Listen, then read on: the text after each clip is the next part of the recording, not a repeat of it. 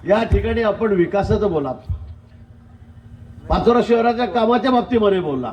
शहर तुम्हाला सुंदर कसं करायचं आहे, स्वच्छ कसं करायचं आहे, सुरक्षित कसं करायचं आहे. पण सुरक्षित शब्द ज्या वेळेला माझ्या समोर आला त्यावेळेला मी ऐकतोय 8 दिवसापासून इथे उमेदवार कोण कोण आहेत.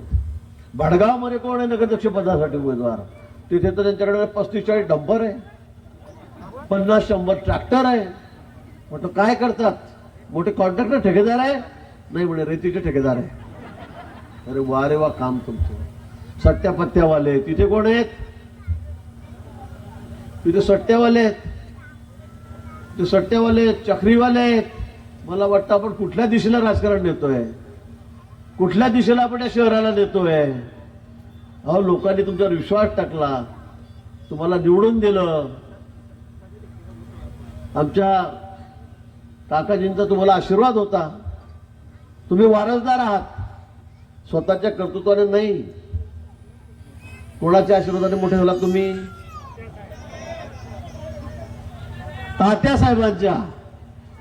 तात्यासाहेबांच्या तुम्ही मांड्यावर जाऊन बसलात, त्यांच्याबरोबर राहिलात, त्यांची जागा तुम्ही घेतली, त्यांनी तुम्हाला आशीर्वाद दिला, तुम्ही मोठे झालात.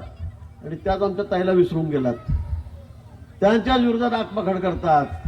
मला वाटतं असं चालणार नाही. लोक जाणकार आहेत, लोक बघतायत, लोकांना काय करायचं नक्की करतील. पण मला वाटतं इतकी टोकाची भाषा तुम्ही वापरू नका. हे राजकारणाचे एथिक्स नाही आहेत.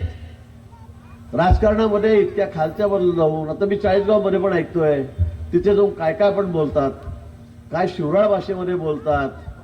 काय चाललंय तिकडे? ते आमचे एक माजी हिरो, काय नाव त्यांचं, उन्मेष पाटील, उन्मेष दादा, काय नाही पडले 2-3दा धडाधड खाली. पक्ष सोडला आणि त्यांचा अंत झाला. आता मी त्यांना सांगितलंय पंचायत समितीत निवडून दाखवा. एकदा खासदार झाले, एकदा मंत्री झाले आणि वाटेल तसं तोंड सुट्टे आमच्यावर घेत आहेत.